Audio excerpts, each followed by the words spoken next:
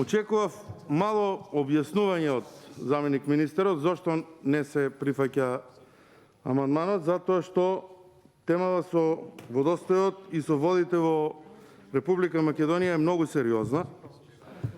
Иако СДСМ и владеачката гарнитура добро менаџираат со состојбите во државата, посебно со изнаоѓање, како да го кажам, да не навредам некој, изнаоѓање на алтернативни изговори зошто не се решаваат проблемите. Имено, владата излезе со акцијски план за надминување на состојбата со намалениот водостој во Преспанското езеро. Веќе 9 месеци ветува трилатерално тело и најава за прогласување на кризна состојба која што требаше да почне од 1 октомври 2020 година. Значи, 9 месеци надлежните институции координираат за преземање на итни мерки.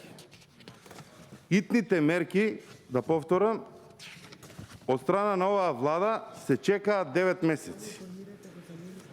32 невладини организации кои што работат на оваа проблематика испратија писмо и чекаат реакција од страна на владата за решавање на овој континуиран проблем и проблем кој што ги тангира сите вештачки и природни езера во Република Македонија, како и водостојот во сите акумулации во држава.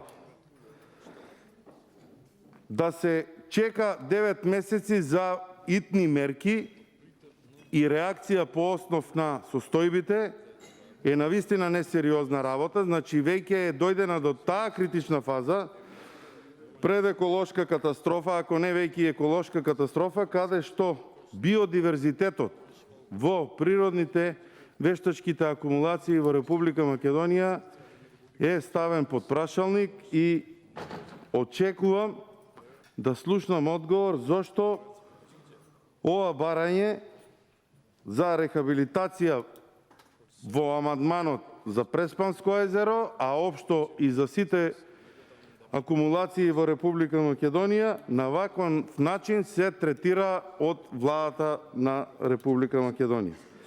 Не очекувам решение, затоа што решенија оваа влада и ова владино мнозинство и парламентарно мнозинство не може да понудат. Меѓутоа, барем чекам некој нормален одговор зошто се одбива овој амандман, а е поднесен од 32 невладини организации, барање, како и граѓаните и жителите во случајот со Преспанско езеро, а тоа е случај и со сите други акумулации, да слушнеме кој е планот за решавање на оваа проблематика од страна на оваа неспособна влада. Благодарам. Ви благодарам. Прв пријавен за реплика е Бит Пратеничка. Заменик, повелете.